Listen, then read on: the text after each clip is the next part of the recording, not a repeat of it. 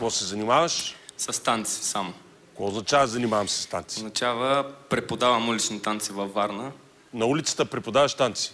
Ами не улични танци, стрит денс от английски. Стрит денс? Да. Мислиш ли, че аз мога да се справя? Категорично да. Ти си най-големият оптимист, който съм срещал. Всички така ми казват.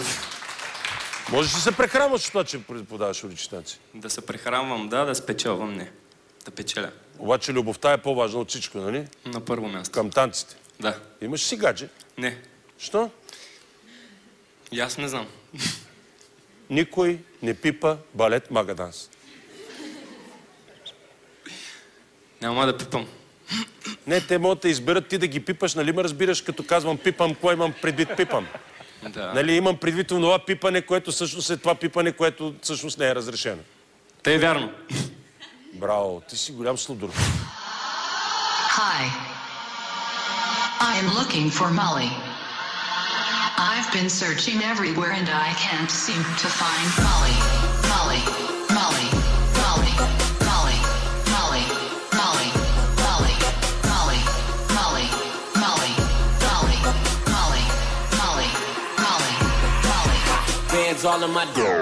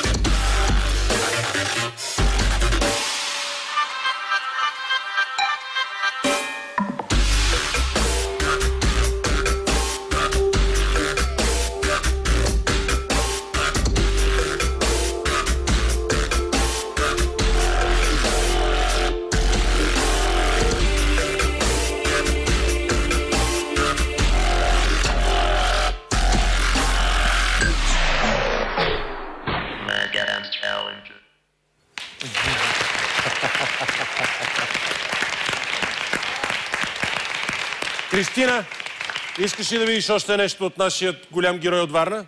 Ами, мисля, че не. Много ми хареса. Добре, ти не искаш, но може пък Иляна да иска нещо. Уникален беше просто. Искаш ли още някакъв танц да видиш? Да, да видя 34.